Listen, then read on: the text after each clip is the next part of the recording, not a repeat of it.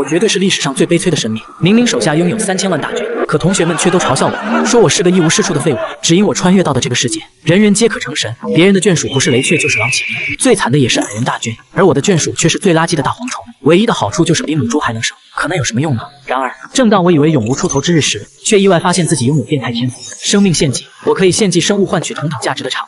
一个大胆的想法瞬间在我脑海中炸开，以蝗虫恐怖的繁殖力配合生命献祭，那会如何？我开始没日没夜的暴兵，我砸下20万信仰之力释放，加速生长。14天时间，2000万只幼虫孵化，一半顺利成虫并大肆产卵。随着蝗虫数量暴增，信仰之力也疯狂滚动。我毫不犹豫地将收益全部梭哈，再次投入加速生长。很快，我神域内的蝗虫成虫达到了惊人的25亿。我知道发动献祭的时候到了，一个巨大的血色法阵浮现在神域之上。我仅保留1000万成虫维持种族延续，剩余的24亿9千万蝗虫通通投入法阵。顷刻间，无数生命能量没入法阵，化作兑换产物的筹码。仪式结束，面前出现3个选项：选项1，1万哥布林战士精英；选项2，生命泉眼，可滋养环境；选项3，一级圣物，爆裂之心。我思索5秒，果断选择选项3。哥布林只是一次性消耗品，解决不了根本问题。生命泉眼虽是刚需，却救不了眼下的霸凌。只有爆裂之心能可持续作用于核心眷族。兑换成功后，我直接将其加载入核心。霎时，一股暴力的力量在蝗虫群中蔓延。剩下的1000万蝗虫中，有1万只体表生出火红纹路，体型增大1倍。我抓来一只自爆蝗虫，命令它自爆。轰隆，威力大致等同一根大炮仗，单只绝对炸不死矮人，但如果把数量堆上去，或许能行。此时已是凌晨，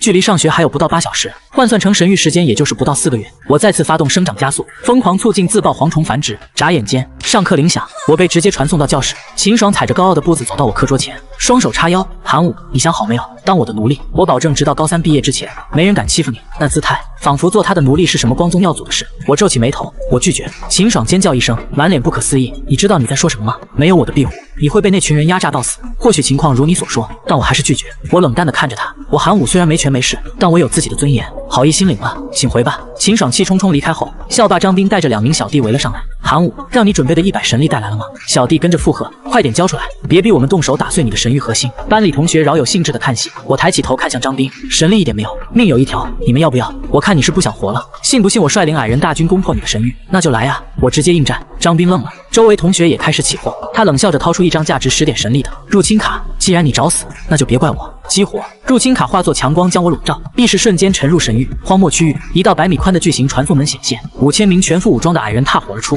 张斌的神性化身横于高空，大吼道：“我以矮人之神的名义，命令你们毁灭这群脆弱的蝗虫，捣毁神域核心！”矮人军团气势如虹。此时，全班同学已通过辅助设备进入了观战模式。同学们的看法近乎一边倒，根本没人看好我。我的神性化身高悬于空，下方是经过神域时间4个月培育，繁衍了2代的上亿蝗虫大军，其中普通蝗虫980多万，精英生命体自爆蝗虫仅20多万。目睹矮人军团冲锋而来，我下达命令：自爆蝗虫出击！赤色的自爆蝗虫从普通虫群中飞出，聚集成一片赤色云朵。观战的学生们纷纷惊呼，完全不理解我的核心眷族里怎么会有数量如此庞大的精英生命体。张斌来不及下达命令，自爆蝗虫已如同下雨般砸入矮人阵营，爆炸声不绝于耳，烟雾四起。待烟雾散去，现场画面让观战的同学们心惊不已。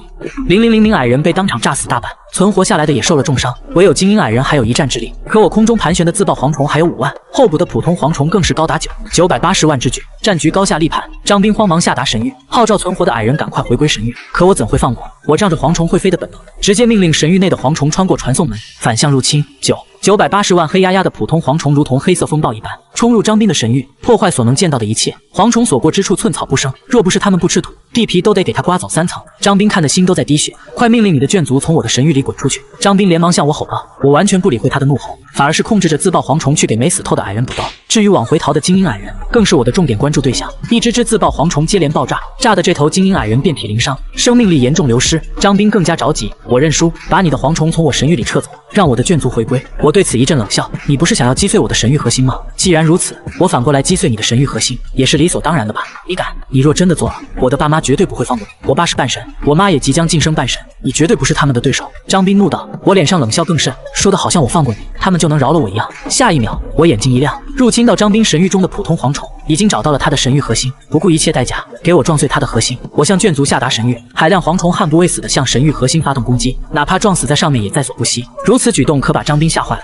若是神域核心碎裂，他终生只能当一个底层神性生物，再无出头之日。停手，快停手！我认输，我保证以后再也不会欺负你。你有什么条件尽管提，我绝对满足你。总之你快住手！我冰冷道，我不要你的任何东西，我只要你死。海量蝗虫依旧奋力冲击，张斌的神域核心上已经出现了一道裂痕。疯狗，你就是条疯狗！张斌现在只觉得后悔，却无力回天，只能眼睁睁看着核心被一点一点破坏。就在这时，一道半神化身出现在神域上空，正是班主任刘乐天。韩武同学，住手吧，你已经赢了，又何必赶尽杀绝？刘乐天威严的声音响起，张斌脸上顿时浮现出一丝希望，只要神域核心不破，他就能恢复神域，不报此仇，我张斌是不为人。而我的眷族蝗虫依旧在疯狂撞击张斌的神域核心。韩武同学，我说话你没听到吗？刘乐天声音中带上了一丝怒气，他讨厌不听他命令的学生。我终于给出回应，刘老师，我问一个问题，你为什么会出现在这？作为班主任，我自然能够感应到班级里的一切情况。好，那我再问你，我在被张斌殴打、被勒索、被霸凌的时候，你又在哪？为什么不出现？我继续质问。刘乐天脸色一黑，我被霸凌的事他自然知道，但他不想管，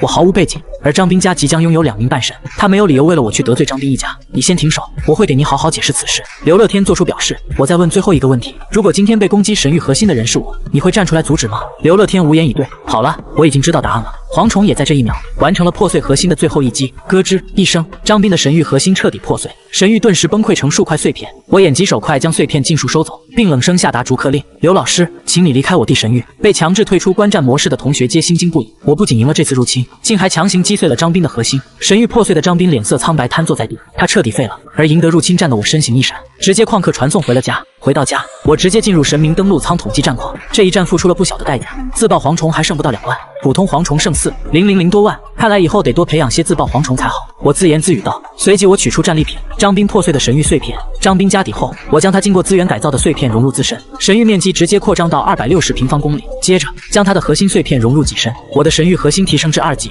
除此之外，我还获得了一件1级圣物矮人之锤，800多个矮人矿工，必要时可充当献祭材料，以及若干铁质装备，收获相当丰厚。但我清楚，张斌的半神父亲多半会到学校闹事，学校极可能会把我交出去。以我现在的实力，落在半神手中绝无翻身可能。我必须趁着对方还没找上门，将一切不需要的东西换成资源，尽最大可能提升战力。一番规整后，我登录神明交易网站，上传了闲置领土和装备，其中矮人之锤做了特殊标注，只换不卖，要求交换爆裂相关的圣物。商品上传没多久，闲置物品卖出，获得124点神力，等待矮人之锤买主的同时，我再一次施展暴兵手段催化蝗虫。神域面积增大后，能承载的蝗虫数量有了巨大的提升。10个小时后，终于有一条靠谱的买主留言，对方有一件名为熔岩火晶的1级圣物，能增强火元素耐性并提升爆裂威力，正合我意。双方一阵软磨硬泡，我支付矮人之锤和80点神力，换取了熔岩火晶。这块灼热的晶体刚一到手，我当即将其加载到神域核心之上，霎时一阵火焰之力在所有蝗虫身上闪过，大概1/1000的蝗虫发生变异。普通蝗虫耐高温性提升，每日提供的信仰之力翻倍，生命周期延长到150天。而自爆蝗虫的变化更是巨大，不但体型暴增至20厘米，就连种族名称和天赋也发生了变化，进阶为全新的精英生物爆浆蝗虫，其威力完美超越自爆蝗虫。经我试验，每只爆浆蝗虫的杀伤力大致等同于1颗手榴弹。见识到这威力，我当即下定决心疯狂屯兵，但凡我能有1,000万爆浆蝗虫，整个学校我都得横着走。与此同时，学校教导处张斌的父母满脸怒色，强烈要求学校开除我的学籍。可校方在评估了爆浆蝗虫的战力后，觉得我是个可塑之才，硬是拒绝了张斌父母的要求。最后，张斌的父亲发下狠话，若我能扛得住他的1000人小队进攻，此事便就此作罢。学校也很无奈，只能表示会通知我，看我答不答应接下这场生死局。另一边，我有了充足的土地资源和食物供给，在环境能承受的前提下，多次施展生长加速能力，让神域内蝗虫数量突飞猛进。统计下来，神域中蝗虫的总量已经达到了惊人的48亿200万之巨，其中48亿为普通蝗虫，570万为火属性强化蝗虫，180万为精英生命体自爆蝗虫，还有50万是经过双重强化的爆浆蝗虫。除此之外，神域中还有近100亿的蝗虫卵等待孵化，若非考虑到神域环境无法承受，我必定将这些卵也全部催化。就在我准备再次施展生命献祭时，一条视频申请弹出，备注是教导主任许梅。念在她是学校领导的份上，我选择接听。蓝色光屏上显示出许梅的模样，她将张斌父亲张刚的要求说出，并表示这已经是学校能够为我提供的最大程度的庇护。我心里清楚，许梅说的是真话，半神培养的1000人军团绝不好对付。可事已至此，我没有拒绝的资格，如若不然，等待我的将是1名半神的暗杀。谢谢许主任的帮助，我明天会去学校迎接这场挑战。挂断视频。现实世界的时间是凌晨11:30，是时候进行第2次生命献祭了。我抬起手，生命献祭的巨大血色法阵再次显现，18亿普通蝗虫，外加570万火属性强化蝗虫，化为磅礴的生命能量涌入法阵。献祭结束，眼前出现3个选项：选项1，1级圣物血色魔瞳；选项2，1级技能晶石火球；选项3，英雄生命体斩铁唐风。这次产物的质量比第1次高出太多。考虑到明天要对战半神的1000人军团，我的目光在3个选项中徘徊，最终锁定了第3项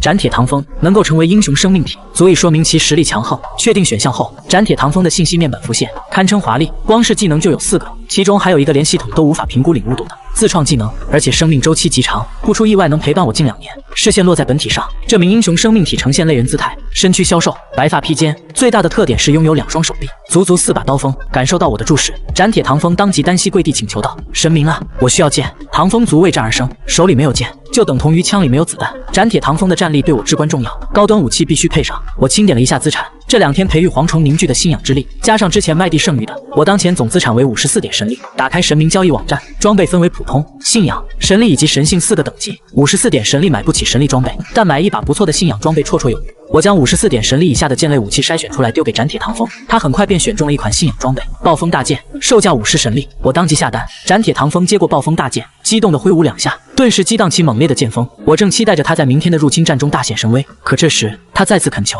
神明啊，我还需要3把同样的武器，才能爆发出我最强的实力。”我顿时呆住，说得轻巧，那可是150点神力啊！你当神力是大风刮来的吗？可他是我手下唯一的英雄生命体，只是150神力对高中生来说绝不是小数目。我从哪搞？等等，我突然想起，或许有一个同学会借给我，抱着试试看的心思，我向那人发出了视频邀请。神域空间内，秦爽正坐在一棵古树上，无数天生就是精英生命体的雷雀围绕着他翩翩起舞，但他并没有关注自己的核心眷属，脑海中不停回放着小学时掉入湖里的场景。那次是韩武把他从鬼门关拉了回来，后来秦爽一直关注着韩武，主动在他被霸凌时伸出援手，但这个呆子却始终不愿意接受。这颗榆木脑袋被压榨死算了。秦爽越想越气愤，自己天生高贵，家族里有1名真神和23名半神，连校长见面都得笑脸相迎，偏偏韩武总不给他面子，难道真要高贵的他去求他接受帮助才行？正当秦爽恼怒时，通讯申请弹出，他本想拒绝，可看到备注是韩武，心里就如同小猫挠一般，想知道这呆子要做什么。沉默5秒，秦爽接听：“你改变主意，同意做我的奴隶了吗？”秦爽发问道：“并没有，我只是想找你借点神力。”我说道。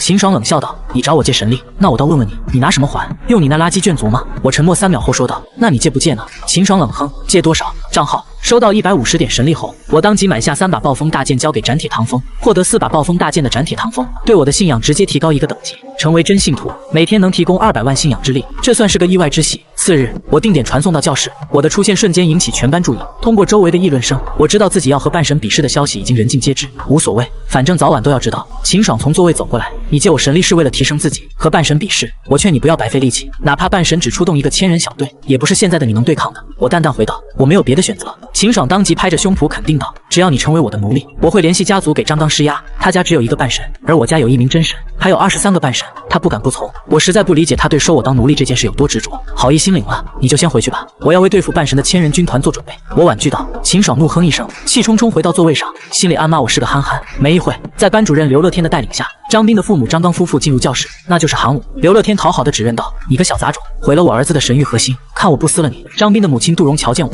气得想直接动手。张刚拉住愤怒的妻子，低声劝道：“别坏了学校的规矩。”言外之意是学校背景庞大，招惹不起。杜荣这才收敛，目光却依旧恶毒地盯着我。韩武还不马上过来，别耽误张先生的时间！刘乐天狗腿子一样催促道。他正想着趁此机会傍上张刚，至于我的死活，他才不在意。我淡然道：“我要等许梅主任做见证，这点小事也配让许主任见证？有我见证已经是给足了你面子，现在快开始，否则别怪我对你不客气。”刘乐天喝道：“刘老师是想对谁不客气？”许梅的声音从教室外传来，刘乐天赶忙恭敬改口：“许主任，这点小事犯不上劳烦您出面，我就是教训一句我的学生。”许梅冷笑：“刘老师，别忘了你是学校的老师，不是某位半神的狗，懂吗？”刘乐天自然听得出意思，尴尬的陪笑。张刚适时发言：“既然许主任到了，那咱们就开始吧。”许梅目光落在我身上：“韩武同学，准备好了吗？”我点点头：“好，那就开始。”张刚取出一张入侵卡激活，我再一次被强制拉入神域，传送门在我的神域中展开，1000名狼骑兵踏步而出。进入观战状态的学生和老师们纷纷发出惊叹。作为裁判的许梅眉头紧皱，她没想到张刚堂堂半神居然钻空子，说是1000人军团，可狼骑兵分明可以拆开做狼家骑士，算作2000战斗力。张刚的半神化身高悬在敌军上方，下达神谕：狼骑兵冲锋！我的神性化身同样高悬半空，目睹狼骑兵快速冲来，我猛然挥手，共计680万蝗虫腾空而起，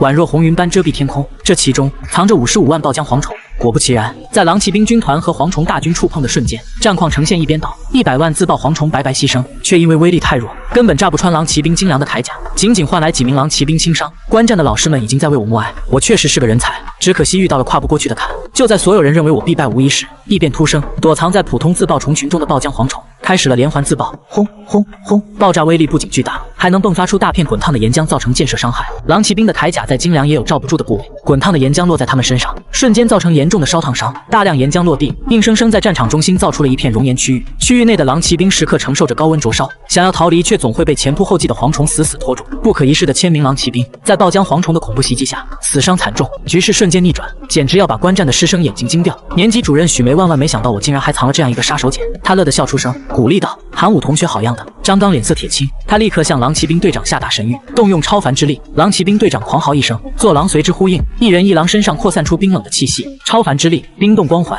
直径200米的范围内温度骤降，地上累积的熔岩快速冷却成黑石，爆浆蝗虫的持续伤害被打断，存活下来不到200名的狼骑兵重整旗鼓，再次发起攻击。张刚有信心，哪怕只剩这不到200名狼骑兵，也足以找出我的神域核心将其击碎。没了爆浆蝗虫的阻碍，剩余的狼骑兵势如破竹，很快便攻入神域中心，核心近在咫尺。狼骑兵队长再一次发起冲锋号令，只需一次便能将神域核心击碎。偏向我的老师和学生们已经不忍地闭上眼，而就在这时，一声惊呼传入众人耳中：“快看，韩武神域核心前的是什么？”观战的师生们纷纷将目光投向我的神域核心，只见核心之前站立着一道消瘦的身影，他一头白发随风飘逸，最让人震惊的是，他的4条手臂各持一把大剑，剑上环绕着阵阵风能，一看就不是凡品。有老师认出了大剑的来历，那是售价50神力的暴风大剑，50神力，4把就是200神力。韩武不是孤儿吗？怎么会这么有钱？有学生惊叹道。在场老师无一人能认出那道身影的种子，唯有许梅在思考片刻后给出了答案，那是唐风族，天生就是超凡生命体的唐风族。他顿了顿，语气变得极其凝重。但这名唐风族并非超凡生命体，而是一个货真价实的英雄生命体。看出真相的还有张刚，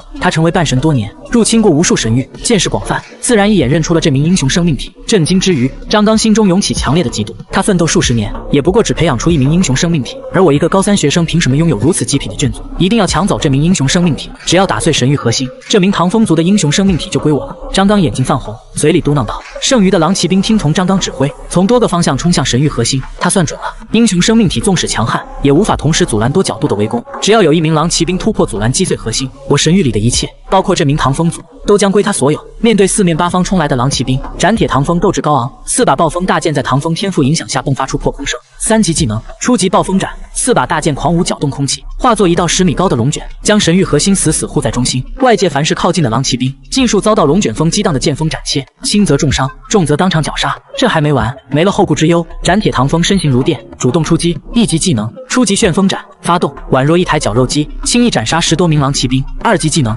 初级烈风斩发动，4道巨大剑气飞出，相隔100米也将数名骑兵连人带狼斩成2段。狼骑兵队长发出愤怒的咆哮，冰冻光环再次发动，将斩铁唐风笼罩其中，冰冷之力冻住了他的双脚，令他数秒内无法移动。队长抓住机会，驾驭巨狼急速袭来，斩铁唐风不为所动，4剑高举，磅礴风能凝结成一柄10米长的风能巨剑。自创技能斩铁式发动，巨剑轰然砸下，神域大地剧烈震颤，属于狼骑兵队长的血肉如雨般洒了一地。堂堂超凡生命体的狼骑兵队长竟被这一招轻易搅成碎肉。观战的师生纷纷张大嘴巴，猛，真他娘的猛！队长一死，剩下的狼骑兵彻底吓破了胆，疯狂逃窜。悬浮于空的张刚脸色铁青，他一个久经沙场的半神，竟然输给了一个高中生，可恶可恶！狼骑兵将领，给我踏平这片神域！张刚怒吼。传送门中无数狼骑兵身影显现，为首的赫然是同为英雄生命体的狼骑兵将领，其身后更是跟随着80万狼骑兵，其中超凡生命体级别的就有上百名，这才是强大半神的真实底蕴。就在这支大军现身的瞬间，一股更为磅礴的威压轰然降临在我的神域中。张刚看到这道身影，顿时没了脾气。来人是学校的校长，一位强大的真神半神，你想违背自己的约定？真神校长威严质问道。张刚畏惧真神的威严，没敢再胡闹，连声应诺。他火速命令眷族退出我的神域，带上妻子传送离开教室，生怕校长找他麻烦。校长目光落在我的神域内，看了眼斩铁唐风，难得地点了点头，赞叹一声不错。随后身形消散，比试结束，师生们被强制退出观战。他们看我的眼神已经发生了翻天覆地的变化，拥有爆浆蝗虫，还拥有一尊强悍的英雄生命体，谁还敢小觑我？许梅看我是越看越喜欢。韩武同学做得不错，但你也不能因为拥有英雄生命体而骄傲自满。英雄生命体并非无敌，以你现在的实力，甚至很难挤进年级前3。许梅给出一句忠告，我谦虚地点了点头，我会更加努力。许梅欣慰点头，正要离开，我突然叫住了她。许主任，我有一个请求。什么请求？我坚定道，我要换班。许梅表示只要通过学校布置的测试就可以换班。谁知这时秦爽也站了出来申请测试换班。许梅深知秦爽背景强大，只能同意，明天给你们一块准备测试。说完正要走，班长张小龙也叫住了他。他暗恋秦爽已久，秦爽换班，他自然也要跟过去。两个尖子生主动要求换班，这无异于打脸班主任。许梅不满地瞪了刘乐天一眼，明天给你们准备测试，刘老师你跟我来一趟。许梅头也不回地离开，刘乐天失魂落魄地跟在后面。一天课程结束，回到家我立刻钻入登陆舱查看神域。经过恶战，普通蝗虫剩11亿，自爆蝗虫恢复到了100万，而爆浆蝗虫锐减到了区3万。就凭这点兵力，我真心没信心应对明天的测试。这时，斩铁唐风主动祷告道：“伟大的神明啊，逃走的狼骑兵就藏在矿山中，是否去把他们消灭？”我这才想起，还有几十头狼骑兵残留在神域，这绝对是祸害，必须尽快铲除。但直接杀了太浪费，我下达神域，你去把他们抓起来，保证活着。我有大用。没几天，神域时间，斩铁唐风便将所有残兵拿下捆到我面前。现实时间来到23:40，我再一次开启生命献祭，10多亿普通蝗虫，加上这数十头狼骑兵，其生命力总量不亚于20亿蝗虫，化作旺盛的生命力汇入法阵。献祭结束，3个选项出现：选项1，阿尔法机甲，媲美超凡生命体的机械产物；选项2，1级大熔炉图纸，可建立庞大熔炉，最高打造信仰装备；选项3，哨塔3座，增加视野，预防入侵。我不禁感叹，好运是不是用光了？这3个选项竟然没有一个能直接提升即战力应对明天的测试。不过提到锻造，我记起被丢在矿区挖矿的800个矮人俘虏，我将意念投射过去，结果发现这些矮人过得竟然相当滋润，在不到2年的神域时间里，他们已经繁衍到了900名。甚至还自觉地将挖出的矿产打造成各式武器，整整齐齐码放着供我随时取用。矮人这么通情达理的吗？我将意识降临在一名矮人老者面前，老者见到神明投影，当即挪动着矮胖的身体向我跪拜：“神明啊，感谢您赐予我们的美好生活。”我更加不解，我只下达过挖矿的命令，在心里他们只是献祭的备用材料，哪来的美好生活？读取了他的记忆后，我才明白，在张斌的神域中，矮人虽是核心眷族，张斌却要求全民皆兵，压抑他们打造装备的天性，强制进行残酷的军事培训。而到了我的神域，他们不用受严格的军管，终于可以由着性子天天打铁挖矿打造装备便是矮人们的最爱。再加上矿山区挨着森林区，食物充足，这和张斌的神域相比，简直就是天堂。看矮人们都有此等觉悟，我心生感悟，何不将他们驯化为己用，做个普通眷族来进行后勤支援？至少他们在打造装备方面极具天赋。打定主意，我对3个选项做出决定，选1级大熔炉图纸。随后，我将建造大熔炉的重任交给矮人，一听神明降下神赐助他们更好的锻造。矮人们个个激动不已，泛信徒直接变为真信徒，信仰之力暴涨了一大截，综合起来又是一笔不小的收入。我笑笑，身形消失在矮人眼前。接下来还有更加重要的事情要做，那就是疯狂爆兵，应付明天的测试。次日，刘乐天提议对我进行最高难度的测试。我一个毫无背景的学生，众多班主任更偏向于卖刘乐天一个面子。全年级12名班主任，有10名同意对我进行最高难度测试，1名弃权，仅有1名果断拒绝并驳斥了刘乐天。只是这2人的意见已无足轻重，对我实行最高难度测试成了板上钉钉的集体决议，哪怕是教导主任许梅也无法更改。上课时间，秦爽和张小龙3人被叫出教室，在许梅的注视下，刘乐天取出3张卡片分别发给我们。许梅注意到卡片并不相同，秦爽和张小龙的卡片标注着表示最低难度，只需带领眷族抵抗10000名外族入侵即可，而我的卡片上赫然标注着10，这表示我若想通过测试，需要抵抗10倍的敌人，也就是整整1万名外族。虽说外族是随机的，但难度达到10，匹配到的敌人绝不可能弱小。这场测试对我来说，势必比对抗半神张刚更加艰难，搞不好神域都有被攻陷的风险。我们3人拿着卡片来到神域登陆舱，秦爽自然看出了我被针对，他在进入登陆舱前向我说道：“我的话依旧有效，只要你做我的奴隶，我保证整个学校除了我之外谁也不能欺负你。”我淡淡一笑，好意心领了，咱们测试后见。说着我率先进入登陆舱，秦爽气得跺脚也钻了进去。目睹全过程的张小龙眼神阴郁，紧随其后。随着我们进入登陆舱，师生们纷纷进入观战模式。秦爽和张小龙的测试没啥看头，000外族在他们核心眷族的冲击下很快便消灭殆尽，2人顺利通过，而我的测试却迟迟没有结果，因为此刻闯进我神域的外族入侵者并非1000，而是1万，并且是赤哥布林一族，妥妥的精英生命体。对我而言，赤哥布林比半神张刚的狼骑兵更加难缠，因为他们有一项天赋抗火，凭借这个属性，他们能承受极高的温度。我的核心杀手锏爆浆蝗虫的岩浆自爆，对他们造成的伤害将大打折扣。观战模式中的刘乐天脸上冷笑连连，暗道：韩武，怪就怪你拒绝了我的好意。1万名赤哥布林大军足以把你的神域打穿。有交好的班主任提前恭维：刘老师，恭喜你大仇得报。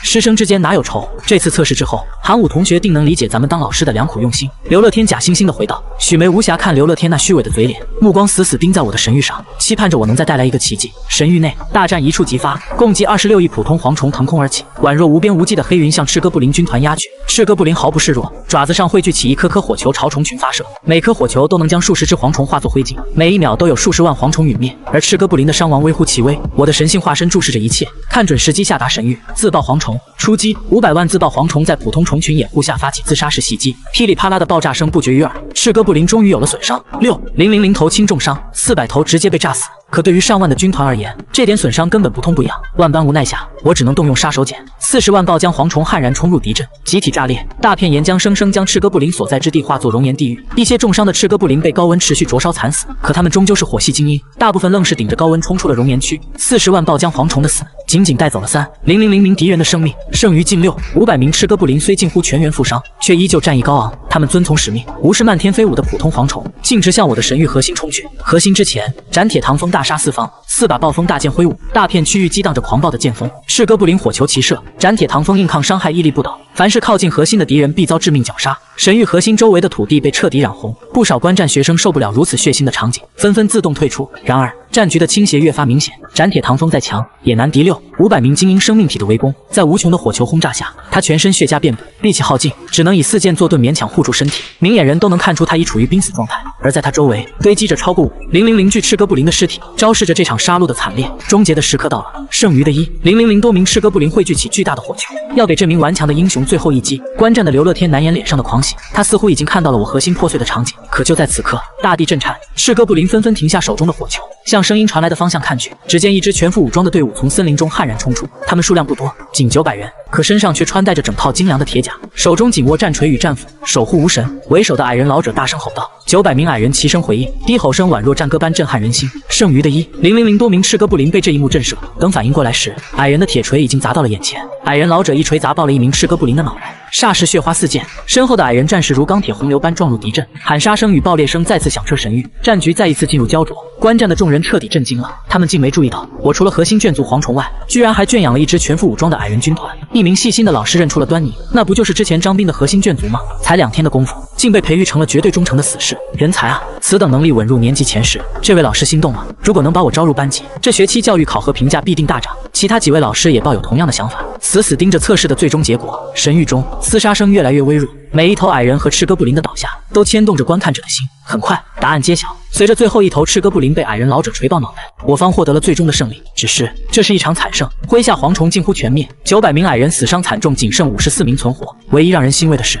英雄生命体斩铁唐风保住了一命。韩武同学，胜利！教导主任许梅宣布结果，语气中难掩震惊。他只能说，我的胜利是一个奇迹。神域中，我接连释放了2波生长加速，促进幸存眷族恢复，随后才退出登陆舱。不大的教室里，已经挤满了各班的班主任，他们眼神热切地看向通过测试的我们3人，纷纷发出诚挚的邀请。秦爽同学，来我的班级，我手头有最适合雷雀的资源，供你的眷族快速提升。张小龙同学，我这里有魔物类眷族培养的秘法，只要你来，我就传给你。韩武同学，来我的班级，我愿意为你提供一支更强大的矮人军团。面对热情的邀请，张小龙没有贸然回答，而是看向秦爽，秦爽却直勾勾地看着我。班主任们立刻意识到拉拢尖子生的关键在我。我无视了众多班主任的邀约，转头看向许梅。许主任，我能问一下，为什么我的测试难度会这么大吗？许梅回道，个人测试难度是由年级所有班主任共同决定。一时间，那10名选择给我最高难度的班主任哑巴了。我想看他们的投票情况，我说道。许梅将投票情况向我公示，在场12名班主任中，9名，刘乐天除外，脸色尴尬到了极点，心里把刘乐天骂了不知多少遍。剩下2人，一个在暗自庆幸选择了弃权，另一个则带着欣赏的目光上下打量着我。我看清投票结果后，径直走向那2位没有落井下石的班主任，直言问道：“2位老师，如果我加入你们的班级，能给我什么？”我进入班级求的是资源，老师接纳我要的是业绩，两者各取所需。我确信自己在测试中的表现能为自己争取到更高的身价。我欣赏直接的交易，于是向2位没有落井下石的班主任问道：“2位老师，如果我加入你们的班级，能给我什么？”其中一名班主任率先回复：“韩武同学，今天的测试我看到了你在矮人眷族培养方面的能力，如果你加入我的班级，能为你提供一支不下1万名矮人的队伍，靠着这支队伍，你必定能稳居年级前10，未来踏入一流高校不是梦。”另一名班主任则说道：“核心眷族的培养才是最主要的，我手头有几件对虫族非常有用的资源，你若是能加入我的班级，我助你完成蝗虫眷族整个种族的生命跃迁。”2位开出的价码都很高，但在我看来，第2位说的更有道理，核心眷族才是根本。老师还没请教您的名字，我向第2位班主任问道：“田文。”我当即表示：“田文老师，我愿意加入您的班级。”田文还未回答，一旁的秦爽和张小龙也立刻跟进，表示要加入。田文张大嘴巴，脸上又惊又喜，一炮3响，这是今年稳拿优秀教师奖励的节奏啊！其他班主任对这个结果极度的牙痒痒，3名年级前10的尖子生都涌入了田文班级，他班里的总成绩还不得直线飞升，可他们无可奈何，去哪个班是学生的决断。好，都来我的班级！田文大喜道。说着，他伸手探进口袋，取出3张品质极高的卡片，这是老师给你们的进班礼物。田文将卡片分发给3人，秦爽连看都没看便收入神域，显然这个家里有矿的丫头对这奖励并不在乎。张小龙接过卡片瞧了一眼，脸上带着些许惊喜，这卡片很适合他核心眷族的发展。至于我，拿着田文赠予的卡片，心头掀起了滔天巨浪，因为这张卡简直是为我的虫族量身定做的。2级建筑卡，虫巢，占地1平方千米，每年可孵化100万只虫族，效果可将镶嵌在虫巢上的圣物效果完美展现。这意味着我将虫巢建立在神域后，把爆裂之心和熔岩火晶2件1级圣物加持上去，虫巢就会将2者的威能完美作用在孕育的虫卵上。如此一来，我每年便能定向获得100万爆浆蝗虫，这可比我用生长加速碰几率变异快太多了。谢谢老师，我感激道。感激的话就不要说了，拿出更好的成绩才是对我最好的报答。田文回道。教导主任许梅欣慰地看着这个结果，由衷感到高兴。随后他面色一正，提醒众人：诸位老师，今天的测试仅仅是一个小小的试炼，无关紧要，但7天后学校组织的统考可是重中之重，关系到日后各班级资源分配，其中的含金量不用我多说了吧。许梅一言，让在场众多班主任表情严肃起来。许主任，我们定当好好教育学生，不负学校期待。3个尖子班的名额，我班先预定一个，我对我们班的学生有信心。班主任们纷纷表态，唯一例外的就是刘乐天，因为他们班的尖子生刚刚集体当着他的面投奔了别人，在新的班级上了1天课后，我放学传送回家，第一时间钻进神域登陆舱，换班测试让我的卷族遭到毁灭性打击。进入神域后，我当即动用神念进行扫描，卷族数量：普通蝗虫204万，自爆蝗虫5，000，爆浆蝗虫300，赤火矮人52，英雄生命体斩铁唐风，这便是当前我神域中剩余的全部家底。用一个词形容，寒酸。若是这种实力去参加7天后的统考，绝壁垫底，得继续爆兵，先把蝗虫培育起来。我嘟囔着，等等，目光落在赤火矮人这个新名称上，我很确信，我神域里的原本只是普通矮人，经过一战变异了。不解的我将神识投入矿山区，当看到那些幸存的矮人时，吓了一跳。矮胖的身躯，壮硕的四肢，茂盛的毛发是标配，但这52名幸存者还多出了赤红的皮肤，以及如同岩浆般流动的血脉。我甚至能看到岩浆血液在赤红皮肤下形成的明亮纹路。赶忙查看信息，我一脸惊讶，居然在极限战斗中进化成了天生的精英生命体。这如果是我的核心眷族该多好！赤火矮人是很强大的种族，培养起来绝对能把同龄人甩在身后。可惜并非核心，我只能感叹命运弄人，口头鼓励了赤火矮人一番，激励他们勤奋打铁的同时，也要勤奋造人，扩大族群。后续的几天里，我白天上课，晚上奋力爆兵，在生长加速的帮助下，仅用了4天，我便将核心眷族蝗虫重新恢复到了之前的规模。当蝗虫总数量达到73亿时，神域环境达到了承载的极限。我大手一挥，生命献祭，72亿普通蝗虫化作无数生命能量，涌入天际的血色法阵。眼前再次出现3个选项，选项1： 2级圣物暴食律法残破，加载入核心后，种族获得暴食能力，使用食物总能量超过自身能量1000倍，即可完成生命跃迁，仅限普通生命体。选项2：英雄模板，助一名超凡生命体晋升为英雄生命体。选项3：一点神性。3个选项，每一个都让我直咽口水。暴食律法无法用数值衡量，它能帮普通生命体跃迁到精英生命体。要是我所有的普通蝗虫统统变为精英，下次献祭的奖励绝对好上10倍。当然，只能想想73亿具有暴食能力的蝗虫，光是吃就能把我吃垮。英雄模板价值同样不菲，看斩铁唐风的表现就知道，这东西拿出去拍卖足以让半神抢破头。一点神性最简单粗暴，相当于1亿信仰之力，也就是1亿神力，选它瞬间便能成为亿万富翁。面对3个极品，我冥思苦想，再三考虑之下，还是选择了选项1： 2级圣物暴食律法残破。长远来看，它对核心眷族虫族的作用远超另外2项，只是以我现在的资产，压根养不起太多暴食蝗虫，我只得退而求其次，将暴食律法连同爆裂之心和熔岩火晶一起全部加持在田文老师送的虫巢上，每年定向培育100万只同时拥有爆裂、岩浆和暴食能力的终极变异体。转眼间3天过去，统考在即，我再次进入神域。于亿万虫群之中，我第一眼就瞧见了一群体长1米的巨大恐怖蝗虫，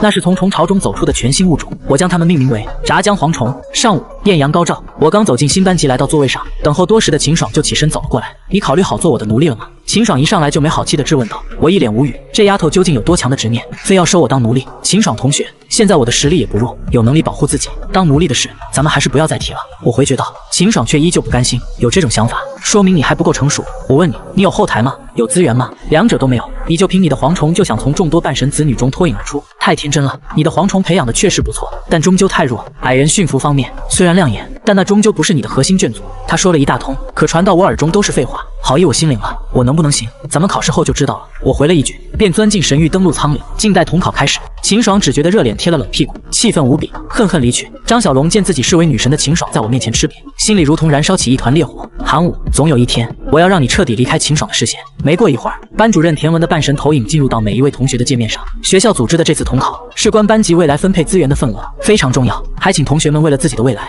发挥出自己最大的实力来进行这次考试。当然，成绩优异的学生，老师不会吝啬，圣物、神域土地、核心碎片、眷族军团等等等等，各种奖励资源就在我手里，只要你有能耐，尽管拿走。简单2句话，说的班里62名学生心潮澎湃。下下面我将统考的规则发放给大家，请大家注意查收。规则发到界面上，我花了几分钟快速浏览，心里有了大概。和往届一样，统考分为2个阶段。第一阶段是淘汰制，所有学生面临同等难度的考核，不通过者直接退学，通过者可根据实力选择退出或继续挑战。第二阶段是排名制，采取无限挑战模式，入侵者一波接一波传送过来，每撑过一波，个人排名上升，班级积分加1，最终3个尖子班的名额就靠积分评算。最让我眼馋的是排名榜的丰厚奖励，前100名价值100神力的自选神域领土，前50名1级圣物1件，前30名繁衍卡1张，10年内卷族繁育速度提升5倍，前20名1级建筑神殿附带初级神圣光环加速伤势恢复，前10名价值10万神力以内的自选神力武器1件，前5名超凡种子1颗，助1名精英生命体踏入超凡境界，前3名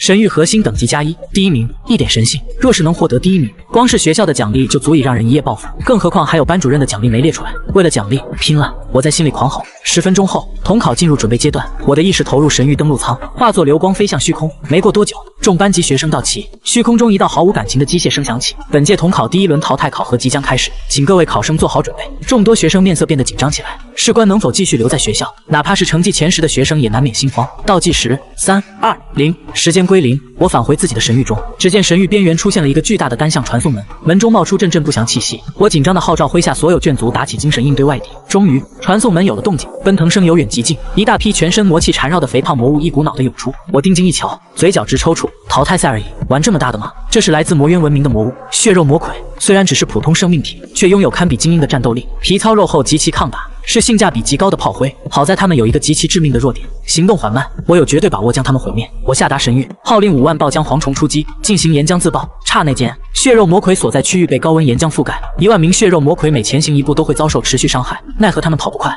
又有大量自爆蝗虫在高空骚扰，大量魔魁死在岩浆上，他们的血肉被火热的岩浆炙烤，竟冒出阵阵肉香。我注意到这点，立刻派遣赤火矮人将尸体拖回，喂给普通蝗虫吃。没想到蝗虫吃下后居然能消化，并且这些尸体营养丰富，能量充盈，这让我产生了一个疯狂的新想法。我赶忙将虫巢上加载的2级圣物暴食律法残缺和神域核心上加载的2件1级圣物调换，刹那间飞翔在神域中的所有蝗虫被核心的暴食属性影响，只觉腹内无比饥饿。神域中的花草树木皆成了他们的食物，包括那堆积如山的血肉魔魁尸体，疯狂啃食中，一只只蝗虫形体暴涨，纷纷从普通生命体跃迁成为精英生命体。我看得心里一阵狂喜，拿1万血肉魔魁充当食物，不到5个小时的功夫，我麾下就凭空多出了500万多头精英生命体的暴食蝗虫。这哪是考试，分明就是送菜。如果后续考试皆是如此，就让考试来得更猛烈些吧。我一边释放生长加速能力暴兵，一边兴奋道：统考淘汰考核仍在继续，更多学生在血肉魔魁的攻击下苦不堪言。与此同时，金色光轮中，12个班主任分散神识，关注着所有学生神域的战况。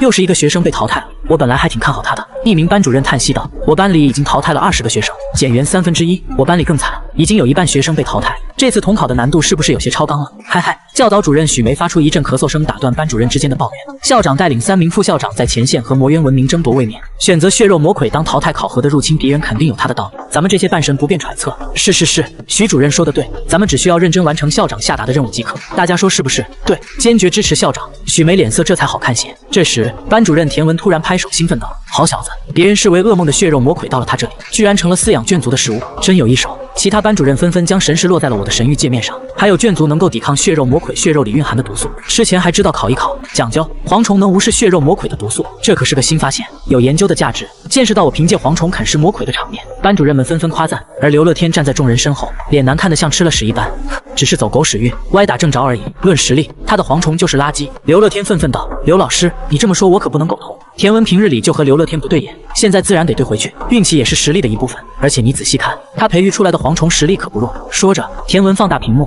展现出我刚刚培育出的炸浆蝗虫哟，超凡生命体。虽然只能算是超凡生命体里垫底的存在，但毕竟也算是跨进了超凡的门槛。一位具有探知能力的班主任评价道：超凡生命体蝗虫，不还是蝗虫吗？综合战斗力也就和普通生命体的哥布林旗鼓相当，甚至某些方面还不如哥布林。刘乐天继续贬低：刘老师，你这就片面了，你不能总拿蝗虫的缺点和其他种族的优点比。我就问你，蝗虫1年能让族群扩大100倍1000倍，哥布林能行吗？田文据理力争，我不跟你争那些没用的，咱们看结果。我班里有个学生叫刘默，他的卷族就是哥布林，我敢跟你打赌，刘默的最终成绩一定会比韩武更好，你敢吗？刘乐天憋了一肚子气，正想找理由发泄，田文被这一句刺激上了头，有什么不敢的？赌就赌，我赌我们班韩武的成绩一定比你们班刘默好。刘乐天脸上带起一丝冷笑，好，在座大家都是见证，如果我赢了，我要的不多，5点神性，你总掏得起吧？田文道：你如果输了，也得赔我5点神性。没问题。这事就这么定了。刘乐天当场拍板，他极其自信，只因为刘默是他的亲侄子。为了应付统考，他私下给了刘默不少资源和指导，就指望着侄子给自己长脸。他绝不信田文会给我这个刚转班的学生倾泻多少资源。2位班主任定下赌约时，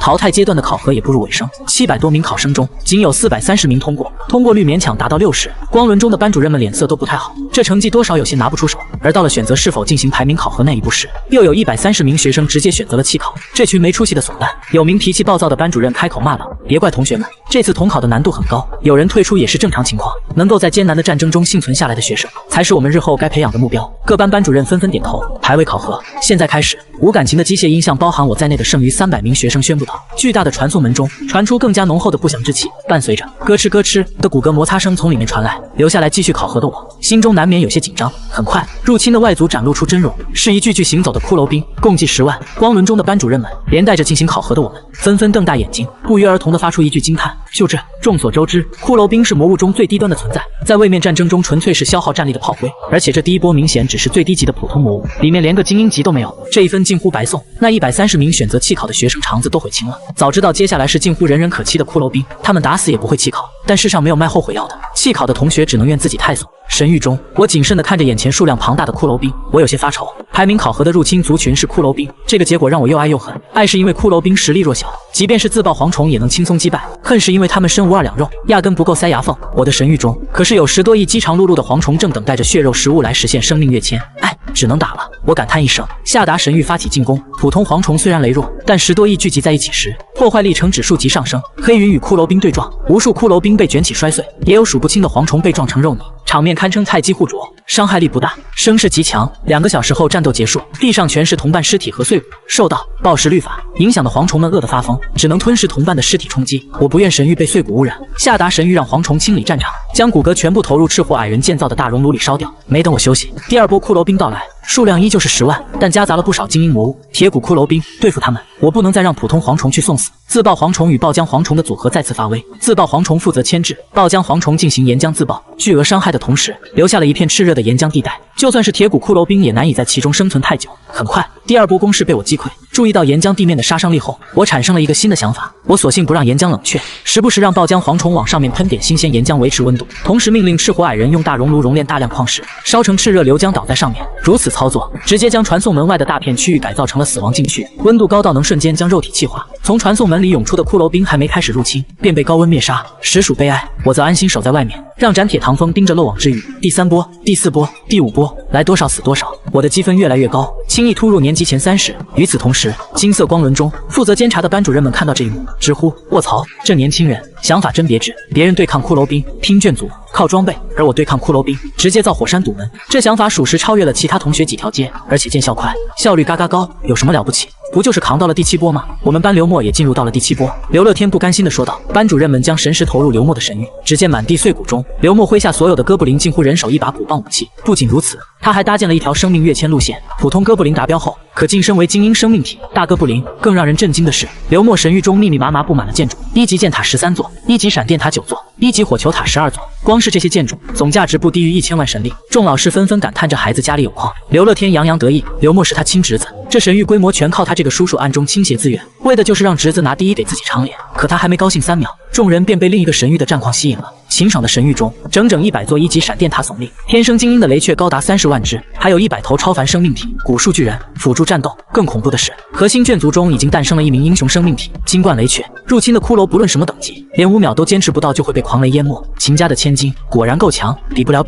别人是家里有矿，秦爽同学是矿里有家，毫无人性。我一个半神都没他底牌多。以前听说秦爽同学是年级前3，现在看来年级第1也不过如此吧。听着同僚的夸赞，刘乐天心里在滴血。秦爽原是他班级的学生，这份业绩本该属于他，都怪韩武，这一切都是韩武的错，我必定要让他付出代价。刘乐天对我的怨恨已经上升为了死仇。班主任们没注意他的情绪，继续从中挑选表现优异的学生，张小龙、徐隼、黄飞，这些都是有望竞争前10的尖子生。随着排位考核的进行，第10波入侵结束，仍有18名学生还在坚持，我就是其中之一。第11波入侵即将开始，难度大幅度提升，请各位同学做好心理准备。毫无感情的机械声向我们这18人提醒道。我顿时警惕起来，死死盯着传送门。只见一道身影从传送门中缓慢走出，金色光轮中的班主任们看到那道身影，集体发出了一声卧槽！因为这一波的入侵者赫然是一名英雄生命体，普通的英雄生命体倒不至于让班主任们失态，因为无数事实证明，即便是强如斩铁唐风的英雄生命体，也扛不住海量眷族的围攻。但排名考核中出现的这名英雄生命体不一样，他综合实力很弱，甚至可以说是英雄生命体中垫底的存在。但若是把它放在特定环境中，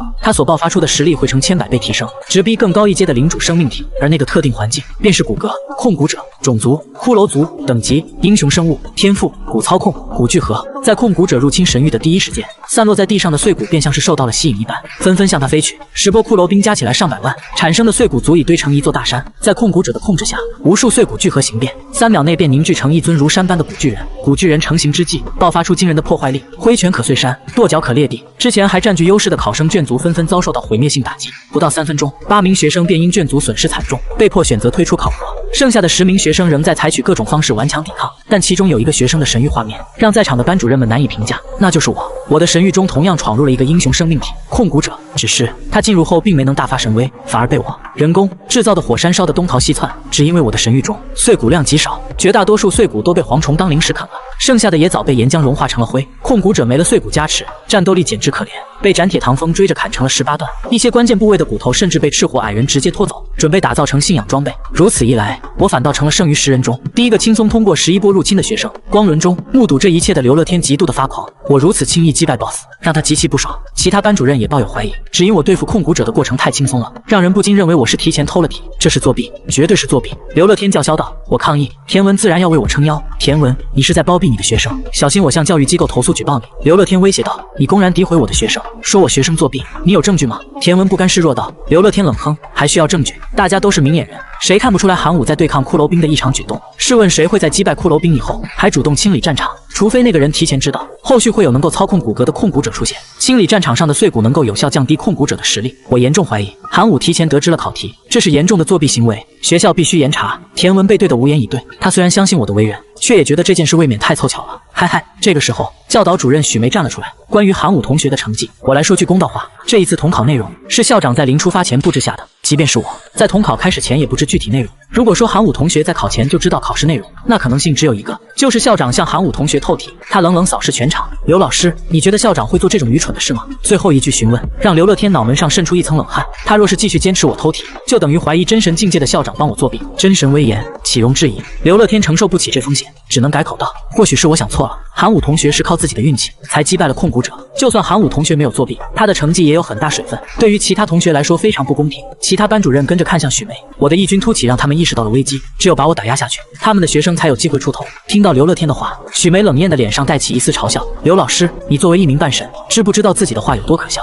神域文明培育种子，讲的从来就不是公平，而是优胜劣汰。不管韩武同学是凭借什么取得的好成绩，只要他不作弊，这份成绩就该属于他。至于你说的公平，你觉得你通过职权私下对侄子刘墨进行资源倾斜，这对于其他同学公平吗？秦爽同学家里资助数千万神力，对其他同学公平吗？刘乐天顿时哑口无言，他万万没想到自己藏得很隐秘的裙带关系居然早被许梅知晓。混蛋，原来刘墨是你的侄子，难怪你要拿他和我打赌。田文这才反应过来，刘乐天是做好了套来坑他，可转念一想我轻松过关的表现，他又乐了。有句话叫搬起石头砸自己的脚，我学生韩武已经通过了第11波考核，你侄子刘墨想要过第11波考核，难度出乎意料的大吧？刘乐天赶忙看向属于刘墨的界面，就见控骨者操控的庞大骨巨人在刘墨的神域中大肆破坏，大量建筑被毁，无数精英大哥布林被灭杀。刘墨硬抗了几次骨巨人的攻击后，实在撑不住，不得不宣布失败退出。他的成绩定格在年级第7名，已经相当不错，可距离我却差得远。打赌的结果出来了，我的学生韩武通过第11波考核，你的侄子刘墨没能通过第11波考核。刘老师，在场老师都是见证人，5点神性的赌注，你不会赖账吧？田文春风得意，刘乐天真想一走了之，可他丢不起那人，不得已，他只能咬着牙从神域中取出5点神性凝聚成卡片，交到田文手中，还不忘警告道：田老师，请你保管好这5点神性，总有一天我会把他们都拿回来。田文不客气地接过卡片，回道：谢谢你的神性，我不会让那一天到来的。排名考核仍在继续，解决掉控骨者后，我等了好半天，才迎来第12波入侵。打头的依旧是一头英雄生命体控骨者，后面还跟随了10名超凡生命体骷髅骑士。我派上斩铁唐风以及20头爆浆蝗虫，轻松将这波解决。但其他同学可没这么容易，他们第11波的碎骨还没清理干净，又迎来了新一轮的控骨者加骑士。这些少年天才的心理阴影不是一般的大，心里大抵在抱怨：怎么又来了？没完了吗？扛不住这巨大的压力，又是3名学生骂骂咧咧地退出了考核。至此，前3名诞生。秦爽以及黄飞。第14波，黄飞核心卷族死伤严重，选择退出，喜获第3。第16波，秦爽的核心卷族雷雀集体力竭，闪电塔损坏大半，古树巨人战死6尊，他自知不敌，主动退考。我自动成为了排名榜第1，但全身心投入防守的我并不知晓，考核还在继续。第20波，传送门中率先出现的依旧是控股者，只是他身后跟随的骷髅骑士足足有5000之多，但在爆浆蝗虫面前，庞大的数量反而成了致命的弊端。连环爆炸响起，密集的骷髅骑士不仅承受着高温，还要承受炸飞同伴的物理误伤。连续几波轰炸，5000名骑士被炸得肢体破碎。控股者刚想汇聚碎骨反击，便被斩铁唐风盯上，一记斩铁式直接送他归西。剩余的骑士也在斩铁唐风和赤火矮人的游击下被逐个击破。毫无感情的声音再次响起，第21波入侵即将开始，难度大幅度提升，请同学做好心理准备。话音刚落，传送门剧烈扩张了足足4倍，浓厚的死亡气息蔓延而出，神域温度骤降，一尊华丽的白骨王座缓缓移出，上面端坐着白骨如玉的骷髅领主，霸气十足。2尊控股者如使者般恭敬站立，而王座之下是1万名强如超凡生命体的骷髅骑士，他们当前的职责竟只是用来抬轿，竟然是骷髅领主。光轮中观看的班主任们纷纷惊呼，才第21波就出现了领主生命体，这种级别的存在，哪怕在场的诸位半神都不见得拥有。看到骷髅领主的第一眼，我就知道挑战到头了，领主生命体绝非现在的我能够对抗，哪怕占尽地利也不行。我果断选择放弃考核，宣布退考的一刹那，传送门传出巨大的吸力，将入侵者往回拉扯。控股者和骷髅骑士连1秒都没撑住就被吸回了原位面，唯有骷髅领主硬生生抵抗了5秒。在这5秒里，他没有发动攻击，而是粗暴地折断了自己的一根肋骨，奋力抛出，那根肋骨化作一道流光，脱离了吸力范围，径直砸入我神域的另一端。确定肋骨落地，骷髅领主才放弃抵抗，连带王座被传送走。我看得胆战心惊，生怕他顺手秒了我的斩铁唐风。好在一切都结束了，我被传送回虚空内，抬眼看去，金色光轮上升腾起一面巨大的榜单，而在最高点，我的名字熠熠发光。我是D，我又惊又喜，意料到成绩会好，却没想到这么好。随即12个班的综合得分榜单公布，田文的班级共得252分，位列榜首，超第2名20分，强势晋升3大尖子班之首。而刘乐天的班级仅得192分，排在第8。看到榜单的刘乐天气得想撞墙，如果没换班，这尖子班之首的荣誉就是他的。现在不但名誉扫地，还倒赔了5点神性，可谓亏到了姥姥家。反观田文，已经爽得找不着北了，几家欢喜几家愁，没完成淘汰赛的直接开除学籍，无缘封神。自愿弃考的130名同学更是毁断了场子，只能眼巴巴地看着别人领奖。颁奖仪式正式开始，首先入榜同学随机获得一张基础资源卡，我拿到了一张铁矿石卡，顶多值2神力，果然人手一份的没好货。紧接着前100名奖励下发，价值100神力的神域领土。经过深思熟虑，我选择了单价最高的密林地形，共20平方公里。密林出产木材对赤火矮人锻造有帮助，高大植被也能为蝗虫提供更多食物，性价比最高。前50名1级圣物一件，看着数以万计的圣物名录，我正眼花。班主任田文突然给我传音，韩武同学，如果我是你的话，会选择1级圣物毒物珠，这都相当于亮答案了。我果断选了毒物珠。前30名繁衍卡1张，前20名1级神殿1座。终于来到了含金量极高的阶段，前10名奖励价值10万神力以下的神力武器一件，斩铁唐风有4把大剑，不需要换，蝗虫用不上。这把武器显然是给赤火矮人准备的。我输入火属性和锤类进行筛选，目光死死锁定在价值最高的那把武器上。战锤炼狱，价值99999神力，由领主生命体炼狱9头蛇的核心打造，最低使用要求火系英雄生命体。这把战锤完美符合我的条件，唯独使用要求让人蛋疼。我现在没有火系英雄了，可若是放低要求选一把普通的精英武器，我又极不甘心。能白薅学校羊毛的机会，傻子才会放过。思索再三，我果断拿下了炼狱战锤。现在用不了就丢仓库，等赤火矮人出了英雄，直接拿起来用。前5名奖励超凡种子到手，前3名奖励神域核心等级+1到手。最后在全校同学艳羡的注视下，教导主任许梅亲自将蕴含1点神性的卡片交到了我手中。这一刻，即便是矿里有家的秦爽，目光也被死死吸引。哪怕家里再有钱，这世上哪有嫌神性多的神性生物？我将神性卡收入神域。统考颁奖仪式圆满结束，回到教室，班主任田文目光扫过教室里剩下的42位同学。统考是高中的一条分界线，能够留下来的同学，我相信都是精英。一通打鸡血的鼓励话语过后，田文朗声道：“下面有请咱们班的前3名上台领取班级奖励。”在同学们的注视下，秦爽以及一位叫徐隼的同学走上台。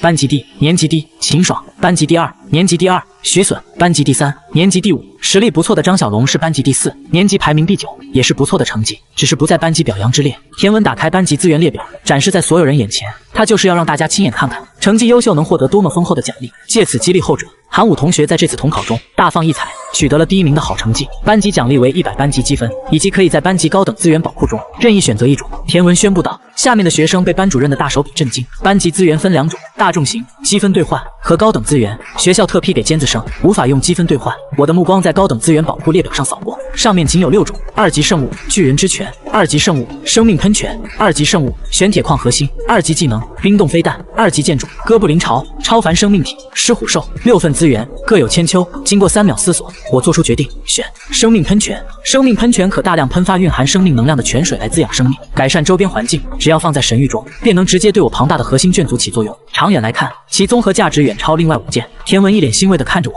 我没有固执地追求单体战斗力，而是认识到了自己的长处——爆冰流，并加以发扬，这一点很受他认可。我选完奖励后，秦爽和徐隼也分别领奖。秦爽获得80积分，以及2级建筑哥布林巢；徐隼获得60积分，以及超凡生命体狮虎兽。班上没有得到奖励的同学纷纷向我们投来羡慕的目光。领完奖励，刚回到座位坐下，我便收到了来自徐隼的语音私信：韩武同学，把你在统考中获得的那点神性卖给我，我用1亿0500万神力和你交换，现在就交易。我眉头一皱，同学之间交易很正常，但他这副命令的语气让人很不爽。再说，一点神性是由1亿神力凝聚而成，徐隼居然愿意多出500万神力，他家钱多烧的，我不认为他是个败家子，这个提议里必定有问题。见我迟迟不回复，徐隼催促道：有什么好犹豫的？只要你同意，1亿0500万神力就是你的了。这笔神力足够让你买下一条蝗虫生命跃迁的路线，改变自己的命运。我冷笑，他如此焦急，更让我确定这里面有坑。我不同意，我干脆回绝，1亿1000万神力，过了这个村可就没有这个店了。我只回了一个字，表明态度。另一边，徐隼气得咬牙切齿，他家族有19个半神，1个准真神，说全是滔天一点都不过分。韩武家里有啥？谁给他的勇气敢对自己？韩武同学，我祖父正准备晋升真神，很需要神性，你把这点神性卖给我。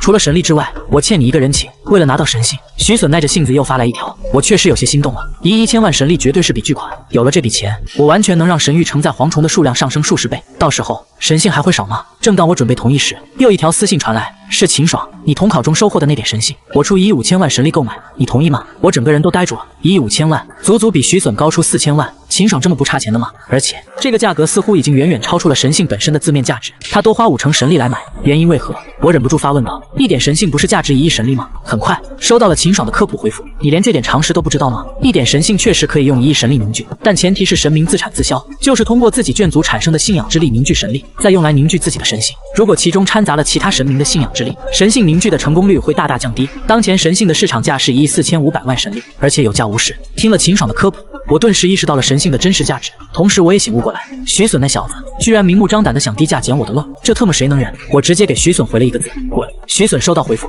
简直要把废气炸。韩武，别以为你统考取巧得个第一就张狂，你给我等着，将神性卖给秦爽，1亿5000万神力到手，我这下可算是有钱了，就跟普通人突然中了500万彩票一样，一夜暴富。或许在绝大多数人看来，我这种做法属于丢了西瓜捡了芝麻，但我绝不后悔。有了这笔神力，我就能大力发展神域，培养眷族，到时候一献祭，那一点神性不就回来了吗？放学回到家，我第一时间冲入神域，我要把今日统考得到的资源统统用上，转化为实力。20平方公里的密林地形加载到神域，与原有的树林相接，1级神殿选地建立，就建在赤火矮人营地不远处。生命喷泉，找了片贫瘠的土地放置好，假以时日，贫瘠的土地在生命泉水的滋养下，必将成为一方沃土。除此之外，我还将繁衍卡使用在蝗虫身上，让本就擅长繁殖的虫群数量再次激增。处理完这些，我拿起神力武器炼狱战锤和那颗超凡种子，来到赤火矮人的营地。经过这段时间的休养生息，赤火矮人的数量略有提升，达到了59人。没有战事时，他们便挖矿锻造，日子过得平淡且充实。我的出现让赤火矮人们激动不已，纷纷跪伏在地高呼赞美。我瞧着他们，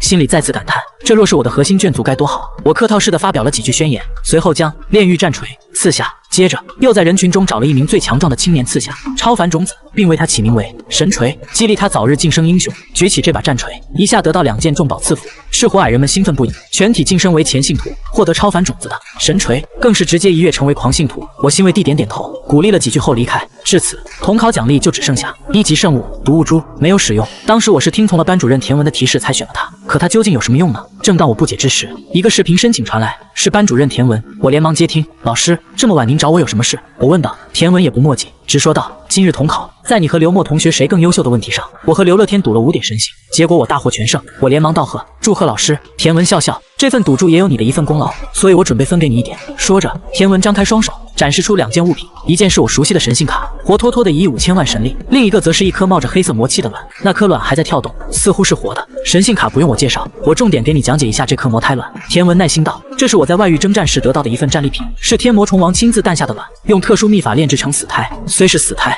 它却能够每日产生10升魔胎素。低级虫族可以通过食用魔胎素同化为最低级的天魔虫。在你入班时，我曾说过会助你完成核心卷族的生命跃迁，这就是我所掌控的关于蝗虫生命跃迁的一条路。听完介绍，我看向魔胎卵的目光变得火热起来。我不被学校老师看好，主要就是因为蝗虫太过垃圾。若是能借此完成生命跃迁同化为天魔虫，卷族潜力虽不至于媲美秦爽的雷雀，但也绝对能达到哥布林、矮人之流的水平。这两者你选一个吧，就当是我赢了赌注给你的分成。田文道，我没有犹豫，果断选择了魔胎卵。核心卷族蝗虫的生命跃迁路线，我必须拿捏。见我选择了魔胎卵，田文满意地点点头，又说道：天魔虫和毒属性的契合度很高，你可以把1级圣物毒物珠加载到核心上，结果绝对让你满意。我顿时眼睛一亮，谢老师，我一定不负您的期望。田文欣慰地瞅了我一眼，准备挂断通话。我突然叫住他，继续问道：老师，请等一下，我想问一下，你有没有提供大量肉食的渠道？肉质差一点也没关系，商城里所提供的肉食实在是太贵了，这也是我不得已而为之。暴食律法的作用太过霸道，神域里的蝗虫全变成了饭桶，数量激增之下，仅凭神域内的产出根本填不饱他们的胃口。田文先是疑惑，随即明悟过来，统考中我曾指挥蝗虫吞噬血肉魔鬼，你如果想拿肉食来喂养蝗虫，我劝你不要用商城上所购买来的肉食，代价太大，收益很低。田文劝道，最近校长在攻略一个魔渊位面，必定有大量血肉魔鬼的尸体，我可以为你询问一下。那就多谢老师了，我连忙感激道。田文点点头，挂断了通讯。我赶忙在神域中将魔胎卵安置好，放置好的魔胎卵很快便滴落了第一滴魔胎素。我抓来一只蝗虫为它服下，霎时蝗虫身上升腾起阵阵魔气，很快化作一个黑茧将全身包裹。我在旁边等了2天，神域时间，黑茧才裂开。一只和蝗虫有3分相似，身长10厘米，口齿更加锋利，头上还长有一根5厘米尖角的虫子破茧而出。核心卷族天魔虫，卷族等级普通生物，卷族天赋残暴，信仰等级狂信徒，信仰之力天，生命周期200天。虽然依旧是普通生物，但实力绝对比蝗虫强100倍。从它能直接提供天的信仰之力就能判断出来。同时我也注意到，天魔虫没有繁育能力，这意味着每一只天魔虫都必须靠魔胎素来同化。1滴魔胎素同化一只，1毫升有20滴，10升就是20万滴。顺利的话，我每日就能稳定获得20万只天魔虫。而且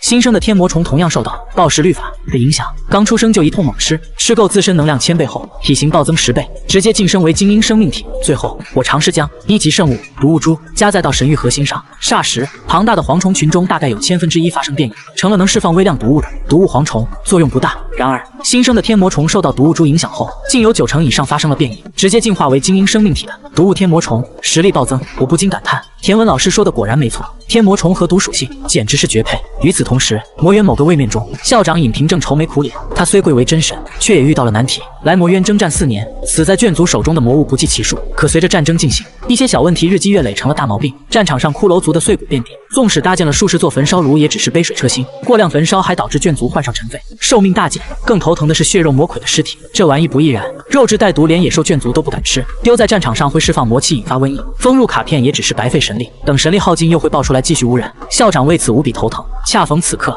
一个星际视频申请传来，是班主任田文。接通视频，田文的身影浮现在校长眼前。田老师，你有什么事吗？田文直言道。回校长，贸然给您打视频，是想向您询问是否能提供血肉魔鬼的尸体。我有一个学生想买。校长尹平听这话有了兴趣。你的学生要血肉魔鬼的尸体做什么？田文实话实说，他准备用来核心饲养卷族。他的核心卷族是蝗虫，在统考淘汰考核中曾使用过血肉魔鬼的尸体，并无不良反应。说着，田文将我在统考中相关的视频发给了校长。校长看过视频后，两眼放光，这个学生不就是前几日和半神斗法的小天才吗？没想到小蝗虫竟有如此作用。紧接着他又叹息一声，可惜魔渊的生存条件不适合蝗虫的生存，否则倒是可以引进一批蝗虫来啃食血肉魔鬼的血肉，也省我们很多神力。随后校长命手下搜集了100万具血肉魔鬼的尸体封入卡片，让田文转交给我，就当是他对我的资助。就这样，仅仅1天后，田文再次向校长发出视频邀请，理由是昨天给的血肉魔鬼吃光了，需要更多，最好能建立长期供应。校长惊了，究竟多少蝗虫才能在1天时间里啃完100万具尸体？惊叹之余，校长也非常高兴，尸体能处理掉是件好事，只是长期供应可不能白送了。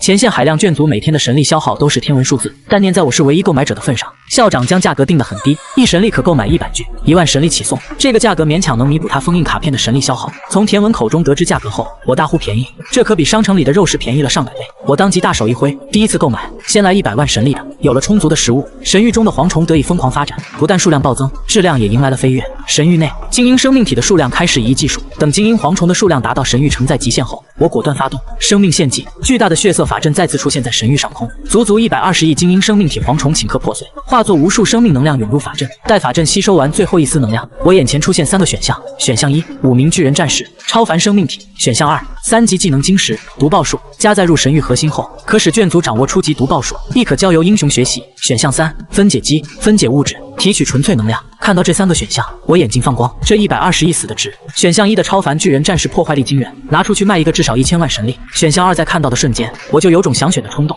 3级毒爆术加天魔虫加1级生物毒物珠，简直就是绝配。上万天魔虫在敌阵中集体毒爆，绝对千里赤地无人生还。只是我神域核心目前等级不够，没有空槽加载，换了也得吃灰很久。至于选项3，看起来普普通通，但我却瞧出了它的不凡。提取能量晶石，这东西我听说过，是魔法册卷族的金贵食粮。若是选了它，还不得天天躺着赚神力。思索片刻后，我做出了决定，选分解机，躺着把钱赚了。为了验证性能，我找来5吨铁矿石投入其中，分解机开始疯狂运转。5个小时后，3颗拳头大小的能量晶石掉落，是铁晶石，可以用来给特殊种族当食物，也能充当锻造材料，每颗价值5点神力，不错不错，是个细水长流的发家之道。我对分解机非常满意。就在这时，一阵祷告声突然传入我的脑海，这是1级建筑神殿的功效，能将信徒的心声直接传递给我。祷告内容是：赤火矮人在挖矿时遭遇了亡灵的袭击，导致3名矮人受伤，族长神锤正在与那名亡灵对抗，祈求神明赐下神恩解救族人。我顿时心头一紧，在我的神域中怎么会有亡灵？当即我分出意识去查看情况，找准赤火矮人族长神锤的位置。我的神性分身降临，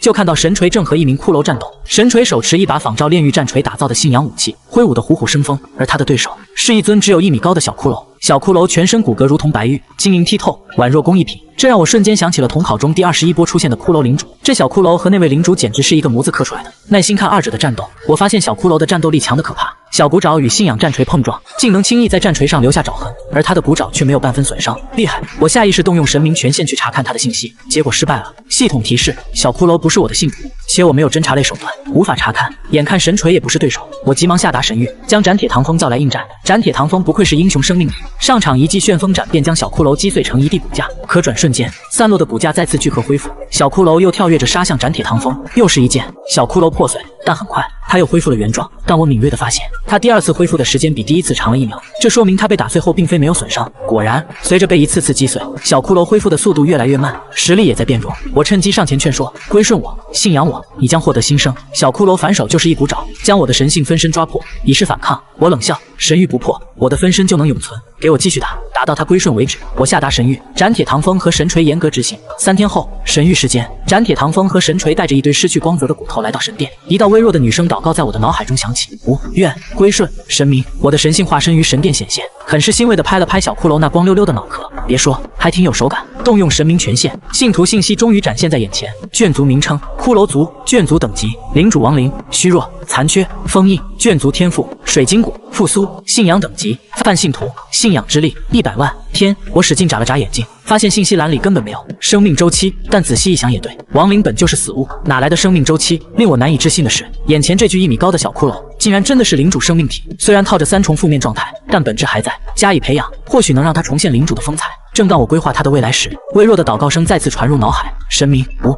我迟疑了，正常的血肉他肯定吃不下，他连消化器官都没有。无，要骨质。祷告更加明确，我一拍大腿：要骨头，早说嘛！我下达神谕，让蝗虫运来大量血肉魔魁的骨骼。小骷髅赶忙扑上去，抱着一根比他还长的腿骨吸收内部的骨能量，用了1分钟才吸光，骨头化作朽木，而小骷髅的骨骼则多了一丝微弱的光滑。我皱起眉头，按这个吸法，没个3-5天压根恢复不到之前的水平。当即，我下令将大量魔魁骨头投入分解机，提取纯粹的骨晶石。很快，1颗拳头大的骨晶石被送到了神殿。小骷髅眼眶里的灵魂之火疯狂跳动。如果说刚才的骨头是馒头，那眼前这颗骨晶石就是满汉全席。神明，给，无，要！小骷髅急不可耐的祷告，我这才下令将骨晶石赐给他。抱着晶石用力吸收，组成身体的白玉骨骼迅速重新焕发光彩。跟着我，以后会有更多的骨晶石给你吸收。我表态道。小骷髅眼眶内的灵魂之火猛烈跳动，信仰等级竟一下子从泛信徒晋升为了真信徒，每日供奉的信仰之力更是暴涨10倍，达到1000万，即1/10点神力。我不禁感叹，还是领主生命体给力，哪怕挂着3重 debuff， 信仰产出也足以碾压1000万只天魔虫。安置好小骷髅，我注意到旁边的斩铁唐风和神锤，眼睛里不经意流露出了羡慕之情。这俩货是在眼馋古晶石的高纯度能量。作为神明，我必须雨露均沾。我大手一挥，直接去商城买了1亿神力的风属性和火属性矿石，让分解机时刻不停地生产风火2系的能量晶石供他们修炼。卷族用不完的还能拿去卖，反正稳赚不赔。剩下的神力我全留着给蝗虫大军买血肉魔魁。处理完一切，看看时间，现实世界早上7点59分，该去上学了。下一瞬，我的身影传送到教室。1分钟后，班主任田文走入，面带微笑宣布道：“同学们，准备好迎接新的挑战了吗？”在座学生皆正襟危坐，认真听田文继续说。统考已经过去，再一次恭喜留下来的同学，你们都是精英。接下来这场考核才是真正能够拉开你们之间差距的关键，甚至对你们未来会被哪一所高校录取产生影响。听到高校录取，我眉头一挑，爷爷的遗愿就是让我去帝都学院的乱星海寻找失踪的父母，而帝都学院正是神域文明中最顶级的高校之一。本场考核将在学校所控制的微型位面群上举办，相对而言危险程度不高，但不代表没有危险。你们接下来将会被传送到魔渊 C793826号位面，具体考试内容会在降临后以邮件的方式发送给你们。田文环顾在座学生，随后朗声道：“你们还有1小时的时间进行准备。”话音落地，教室里直接炸锅了。魔渊的位面，据说那里常年弥漫着魔气，眷族进入有极大的可能会被魔气所侵蚀，成为毫无理智的魔化生物，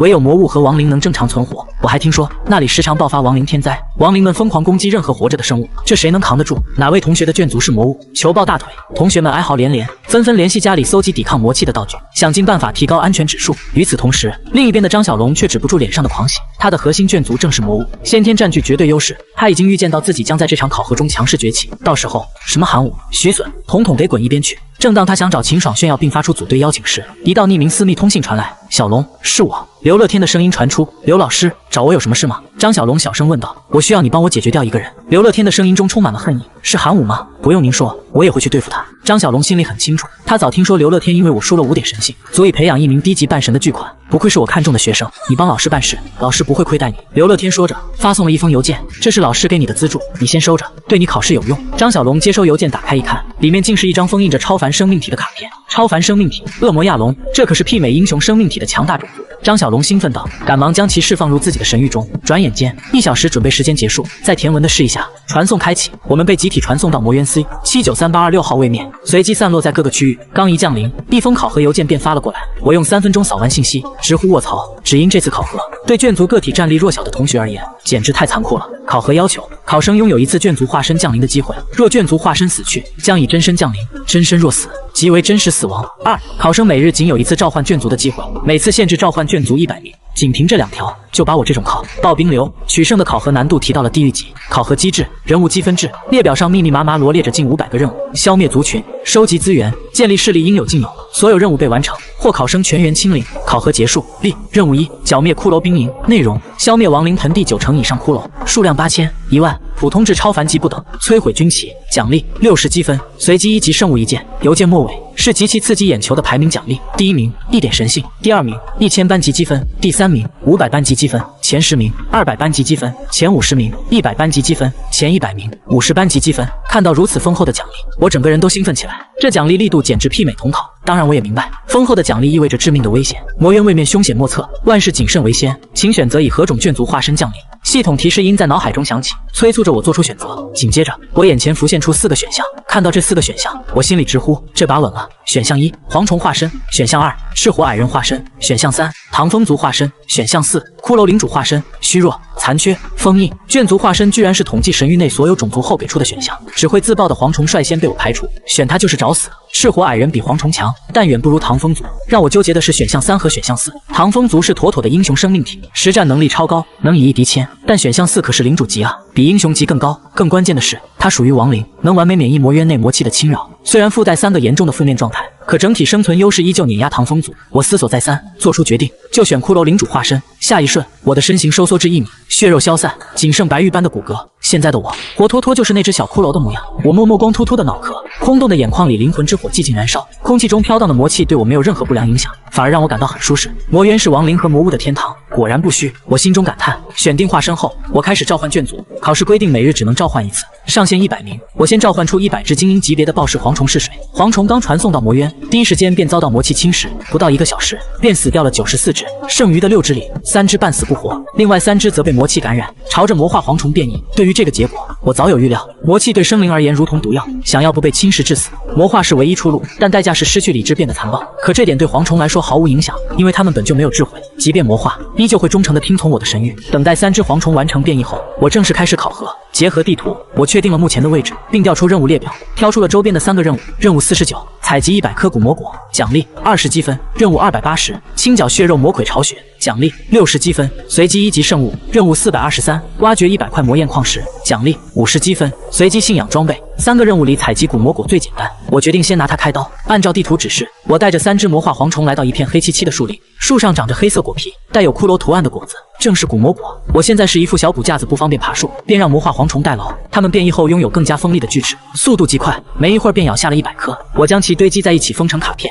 正准备提交任务，一声声低吼突然从地下传来。低头一看，只见一具具尸体正从泥土中爬出，它们有的只剩枯骨，有的还挂着烂肉，浑身环绕着绿色臭气。幸亏我现在没有鼻子，否则非得被臭死。这些腐尸没有智慧，只有攻击本能，正慢悠悠地朝我走来。我正想试试这具领主化身的力量，抬起小骨爪，一个箭步冲上，直接刺穿一具腐尸的胸膛。腐尸是亡灵，没有心脏要害，竟挥舞手臂想打回来，我岂能让他如愿？反手一骨爪直接把他的脑袋扇飞，腐尸这才彻底散架，如法炮制。我轻松灭掉了爬出地面的20具腐尸，才获得片刻安宁。真是的，20考核积分就这么麻烦。最高分100分的任务到底得难到什么程度？我将古魔果提交任务获取积分后，在列表里一通找寻，最终发现了价值100分的任务。任务500，灭杀黑暗蛙人半神，奖励100积分，1点神性，1000班级积分。竟然是灭杀半神，惹不起惹不起。还是老老实实做任务攒积分吧。我果断认怂，哪怕是最弱的半神，麾下至少也有1万技术的信徒，绝不是现在只带了3只蝗虫的我能招惹的。关掉列表，我看到那3只魔化蝗虫正在啃食腐尸，顿时有些反胃。虽然我现在连胃都没有，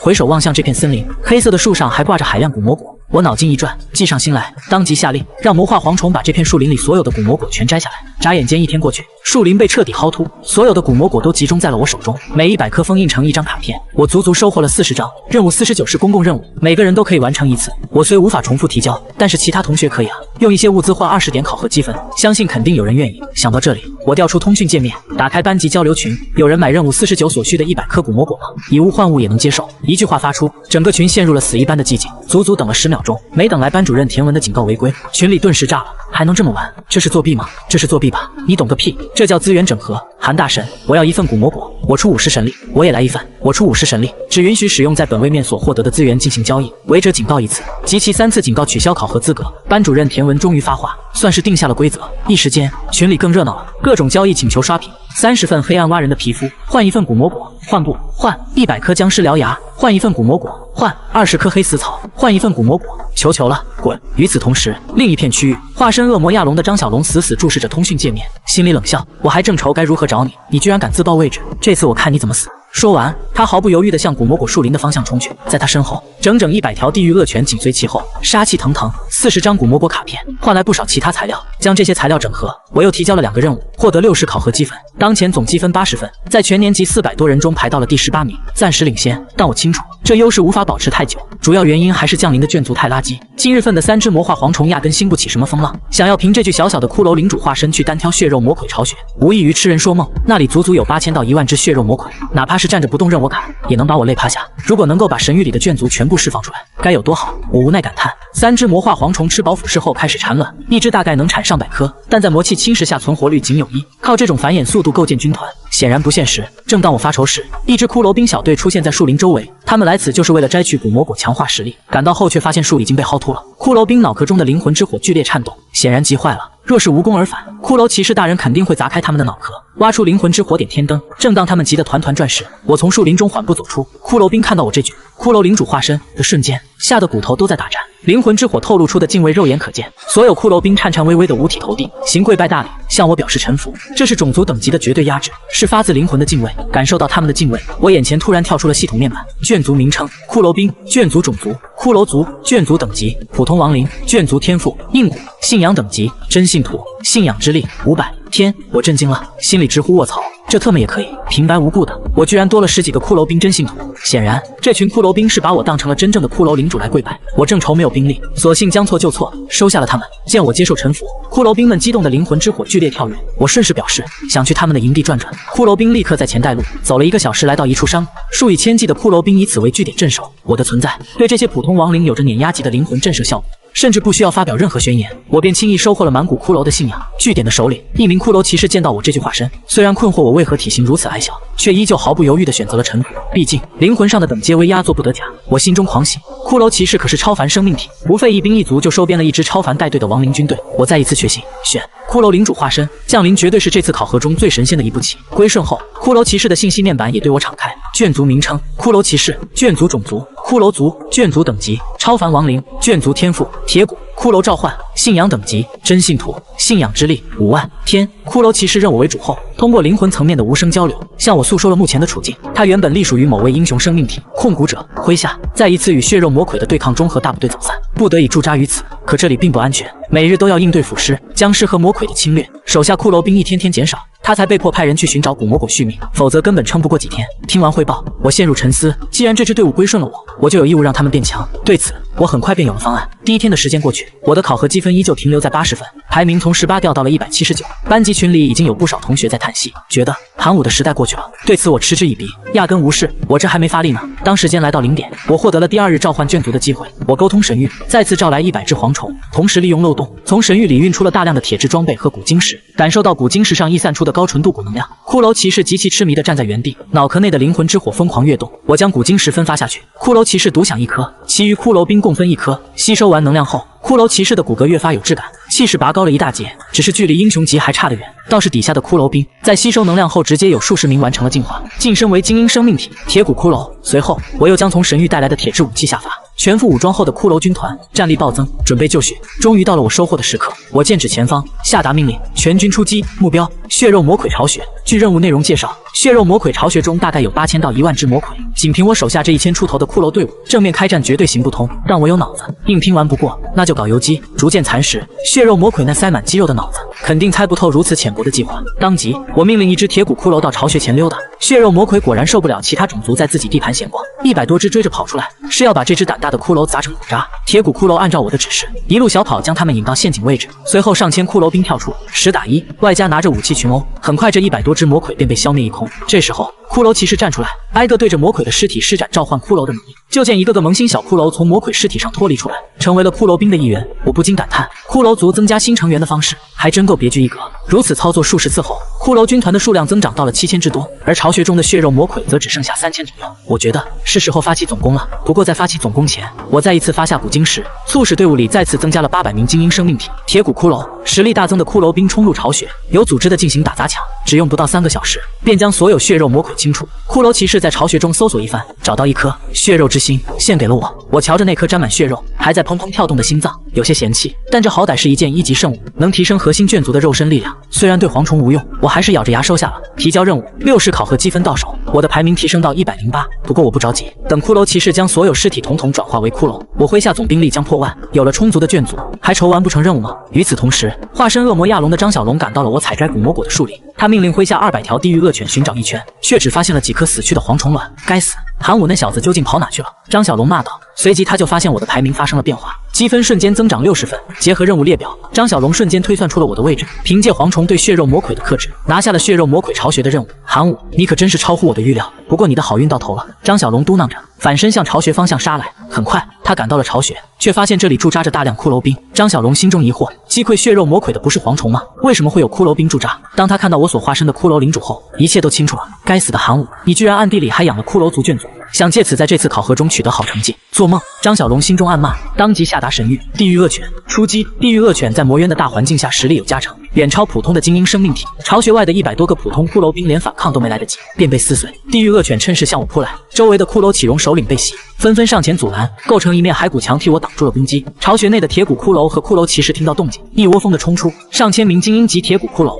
外加1名超凡级骷髅骑士。这场面让张小龙心惊不已。这才降临第2天，我便汇聚了如此多兵力，若是再迟几天，还有谁能挡住？意识到后患无穷，张小龙打定主意，今天必须将我击杀。随即，张小龙所化的恶魔亚龙亲自冲锋，布满厚实鳞片的身躯蛮横冲撞，铁骨骷髅被轻易碾碎，唯有骷髅骑士能抗下这一击。但连续被撞数次后，身上骨骼也破碎严重。张小龙受到些许反伤，却依旧保留着绝大部分战斗力。他趁机击退骷髅骑士，直面我。我早已认出来者是张小龙。张小龙同学，咱们无冤无仇，你为何袭击我的眷族？我质问道。张小龙冷声回复：就是单纯看你不顺眼。给我死！恶魔亚龙化身摆起粗壮的龙尾，猛然横扫，威力巨大，沿途石块皆被碾成石粉。我举起骨爪抵抗，却难以承受这份巨力，如玉般的骨架瞬间被抽得散落一地。见此情形，张小龙以为我的化身死了，等了片刻不见我真身降临，他便认为我是害怕真身死亡，直接选择了退考。他不禁发出一声吼叫来表示兴奋。没了首领的骷髅兵，灵魂之火剧烈跳动，他们宛如发疯一般，悍不畏死地杀向恶魔亚龙。骷髅虽死，却有忠义之魂，首领死亡，唯有杀光仇敌才足以祭奠亡魂。张小龙不惧骷髅兵，但与之厮杀没有意义。这些骷髅并非任务要求，杀之无用。他再次冲锋撞开层层阻碍撤离，地狱恶犬也纷纷摆脱围堵追随离开。